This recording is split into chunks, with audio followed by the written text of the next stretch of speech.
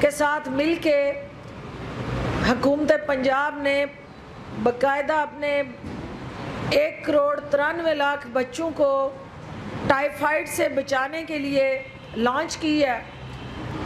اور دوسرا ٹائیفائڈ ہے جو اس وقت پی ڈی ایم کو ہوا ہے۔ اب اس ٹائیفائڈ سے بچانے کے لیے پوری قوم کو نئی ویکسین وزیر اعظم کی قیادت میں ہم متعارف کروانے جا رہے ہیں، اور وہ ویکسین جو ہے وہ رول آف لا کی ہے، وہ ویکسین جو ہے وہ شو آف ہینڈ ہے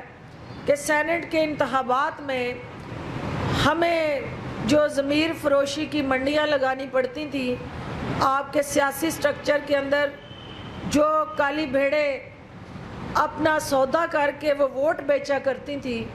وزیر اعظم پاکستان نے اس قوم سے وعدہ کیا تھا کہ میں انتخابی عمل کو شفاف بناؤں گا اور کرپشن اور کرپٹ پریکٹسز کا خاتمہ کروں گا۔ تو سینٹ کا الیکشن جو ہے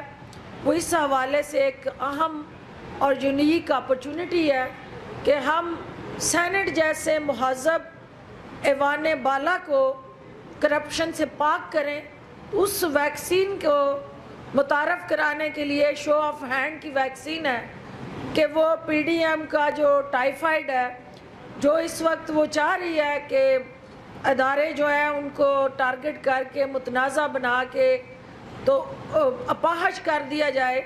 تو ہم قوم کے بچوں کو بھی اپاہج ہونے سے بچا رہے ہیں، تو پاکستان کے اداروں کو،